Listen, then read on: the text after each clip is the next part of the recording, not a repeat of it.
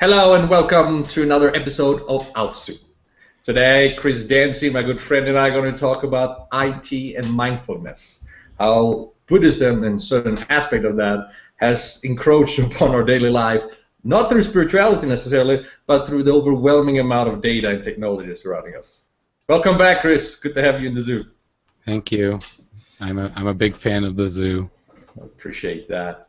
Uh, the more I read about technology today, either directly or somewhere between the lines, the idea of mindfulness, which is a concept that comes from Buddhism, um, is everywhere. It's we need to use a spiritual side of ourselves, and I'm sorry if I'm misusing that term, to deal with the overwhelming amount of technology and data that are just like an avalanche crashing down on us. You've done a lot of research in this field. You've been doing a lot of thinking around it. What's your stand? Every year I try to look at what I think are the precursors to trends. So for the last 4 years, I publish a blog every summer about what's hot next year. And around that blog, I always publish the topics I'm going to be speaking about. And sometimes there are things I know enough about, and sometimes there are things I know nothing about. But by the time the next year comes, I would have done enough research to present it. So it goes all the way back to when I started doing kind of mobile in 2010, and what it would mean if you really had something that was truly mobile. I really wanted to explore the ideas around headless service management. So, I remember when I was back as server admin, the idea of headless servers, right? They just run and you connect to them. Through the years, they keep changing. So, people kind of followed me through then. I went through this kind of whole, we need to really be focusing on what is social, and that was kind of 2011. And 2012 was really about the ideas behind contextual aware computing. 2013 really was what would a contextual aware device combined with a level of contemplation look like, and I came up with this concept of existence as a platform. So using the data around you in relationship to a contemplative computing platform to create an existence platform. So that's really where the concepts for mindfulness came from. Out of that, three presentations were created actually four were created brand new for 2013. One on robotics and service management, one on mindfulness and service management, one on context capabilities and service management, and then finally the existence one, which is really those three combined. But I think, for me, the mindfulness thing was really obvious 2 years ago, so in 2011, but I was in no place to talk about something I'd never practiced. I know you're practicing it now. Yeah, I've been a meditative practitioner of some level of mindfulness, sometimes McMindfulness, which is the really easy, cheesy stuff you read on Huffington Post, but sometimes more serious, diving all the way into Buddhism, working with things as difficult as impermanence. Has it helped? What? And how so? Helped what? Is mindfulness... Let's start with this. The audience might not always understand it. Why don't you give us an example when you do practice it? What is it you actually do? What is it you accomplish? And why did it begin? Why do we need it? Why don't we stay with our 1980s caffeine, pumped up, aggressive attitude? Let's just run right through the wall, especially if it's a thick wall. For the last 3 years, I've been watching a lot of people online and offline. And when they're offline, I've been watching them think they're online. These concepts around this digital dualism have really, really come into play, and people really are struggling. One of the basic tenets of Buddhism is to relieve or reduce human suffering. Suffering comes from attachment to people or ideas, or for me, attachment to outcomes. So I'm really not attached to people. I'm more attached to the outcomes that people create. So I think as technology workers, we need to focus really on what are we attached to. We're so easily attached to ideas and ideology and not really outcomes. So the ideology is good customer service, but we don't we don't really care what it looks like as long as it's good customer service. Well, that's an ideology. That's not an outcome. And to be mindful of your moment-to-moment existence, there is no attachment. I can't be attached to anything more than right now, and I'm not attached to it because it's gone. And now this is gone. And now that's gone.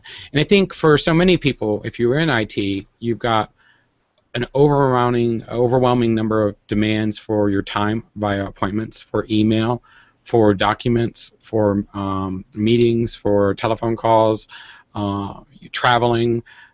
You're also then simultaneously being asked to innovate. You're also simultaneously being have demands of your family. It's not an easy time to be human. Yep. There's no technology that can get you out of that type of suffering. None.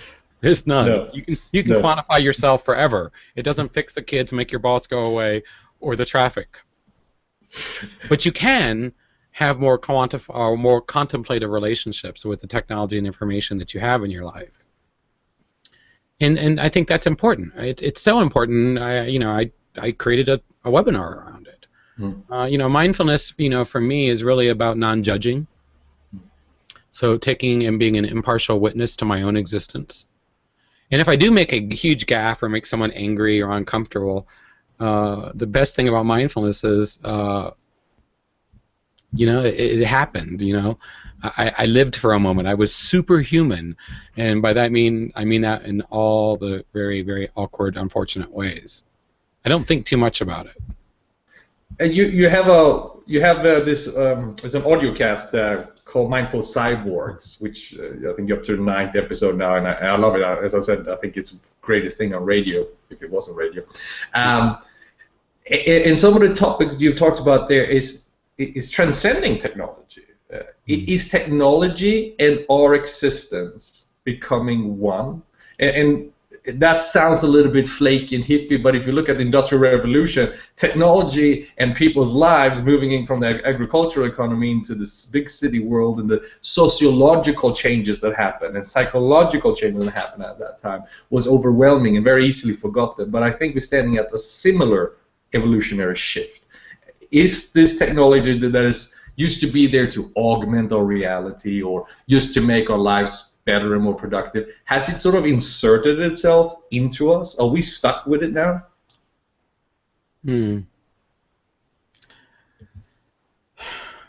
Well, if you look at the evolution of humanity, I mean, we went from really ourselves and our relationship to maybe our family. And then beyond that, it was to our tribe. And then beyond that, it was to our town. And then beyond that, it was to a organized religion or sect or group or belief system. Beyond that, we became nation states. Beyond nation states, we became very polarized in political systems, which are below nation states. And I think what you see now is, if you think about the human brain, I mean, there's really 3 parts to it. There's the reptilian part, which is really the brain stem, the little part that makes you and there's the mammal part, which is, it's the limbic system. It's the part that helps you consciously acknowledge, yourself and just feed and be calm and focus on. And then there's really the primate systems, which is the actual cortex and the neocortex. It helps me to remember that you need to pet the lizard, feed the mouse, or hug the monkey. And if you treat your brain, as the lizard, the mouse, and the monkey, you'll start to notice that we're in these nation states, in these very hyper-connected relationships with technology, we're developing an external neocortex. So you might pet the lizard and feed the mouse and hug the monkey, but you turn on the robot rat, right? So, in those ways, we need to look at the evolution of our brain and how we relate to it. As far as, because you said, are we in a new state? And I do believe that evolutionary-wise we are. We do live in this time where we're either, we think we're online or offline, or we're spending too much time online, and in so many ways that's just such an unhealthy way for some people to live their lives because they don't have the other tools. The other tools would be I'm not going to judge whether I'm online or offline. I'm not going to judge whether I'm thinking about these things because ultimately that type of judgment isn't working. It's some heavy stuff, but I think if you look at just software design today, we're starting to see it show up in software design. You know, most software like TimeHop or Facebook and Twitter, they all offer you some reflection of yourself. A lot of software today will send you an email that says, you know, a year ago you were doing this. A lot of software is becoming quiet or calm technology. Calm technology is all about removing notifications, so a haptic response instead of a visual response. My lights in the morning actually are a different color depending on the weather forecast for that day. So I don't have to look at technology to be with technology, right? So a Wi-Fi lighting system linked to, you know, an alert from the weather. It's very easy. It's an if statement. So calm, quiet technology that offers you a perspective or a glimpse into it, isn't just constantly sucking your time, right? It gets out of the way so much so that you can actually be in the environment. Interesting. And I think you're a little bit ahead of the rest of us with your Wi-Fi lighting, but if you bring it back you can buy it at the mall, right? So I'm not that far ahead. Literally, skip 5 lattes and you can have a Hue system, HUE. I will look into that. Here in Tahoe, by the way, we rely on the sun up and the sun down, and then after that we all go to bed. Yeah. One aspect of technology that is people just blowing past and thinking that that's passé is just social media, Twitter. And it started out as a personal thing, and now every employee, well, most employees in large corporations and small corporations are told that they need to put an identity online and help drive the company. And I've seen a lot of changes in the years I've been in the industry, but I have never seen that many people so stressed out over what to do, what not to do, how to create this persona online. And this is what you and others have referred to as digital duality. How does one overcome that stress? How does one find oneself either as two people, one online, one offline, or is the only way forward to become one? No, the only way forward is to become as many as you need to be or as few as you need to be. The goal here is not to pathologize or fetishize. So an organization that forces employees to be online is fetishizing this perception that they somehow can transcend a marketplace ideology. That's a fetish. That's not healthy. An organization that's so worried about their employees being online that they have massive policies to lock them out of sharing who they are, that's a pathology. The goal is to not race to either one of those extremes, but to be in that moment. If your employee, fortunately, does something so outrageously difficult for the company to handle, in most cases, it's gone within a day, in some cases in a week. Not much really, I mean, most people are asleep technically. And the people who do find something online that's good or bad, and then, you know, right, look at this amazing campaign, or look at how effectively this employee is using social media, or look at how terrible this person was online. Then most people who really take those examples and then bring them to an organization and proselytize them through the organization have this very monastic thinking that somehow if they create this church of, you know, digital duality, that somehow they will make people successful. People don't want to be successful. People want to be safe. And if you don't create a culture of safety within any organization where people are free to support each other, you know, there's been studies at Stanford where they gave college students through, you know, advisors, superpowers, you know, just to see how they would respond. Overwhelmingly, people are empathic. They will actually use superpowers for good. So forcing someone to develop superpowers online or creating this external personality that they can use and flex, that's so damaging. It's so damaging. Yeah. What is contemplative? Is that the answer you wanted? No, it's the answer that you gave, and that's what I wanted. And I think it resonates very clearly. I know it does. I get emails. and I even question if today's psychologists are apt to No, deal with. today's psychologists aren't even equipped to deal with the problems. I Yeah. mean, I have a psychologist. I also have a foot doctor. I mean, there's really, we pathologize the use of understanding ourselves. Even the idea of religion is pathologized. Someone says they're a Christian, people start to fall apart. We really need to focus on being patient with ourselves and our ideas. And if we're going to fall apart, just observe yourself falling apart, right? It's fine. Now you start to sound like a relativist or a humanist, and there's no place for them in certain part of this country. Let's move on. What is contemplative technology? Contemplative technology is any device, application, sensor, or service. Device, application, sensor, or service. And Dropbox is a service. I've got a bunch of apps on my phone. I'm trying to find a good one. It doesn't really matter. An app is an app.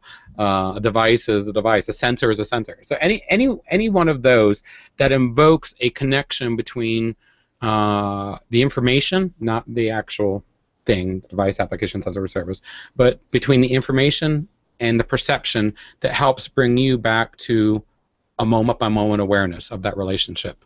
Mm-hmm. For 20 years we spent all this time putting information in machines. Then we spent about 3-4 years telling, hey, you got to be social, put all this information in so you can interact with other people. Contemplative technology is about creating systems that interact with you, and you interact with them. And they're a reminder that you are still here, that you are still part of this moment. And there are a lot of different ways we can do that. I talked earlier about calm technology, reflective technology. Some people like to think of contextual technology. I think contextual technology is a first step.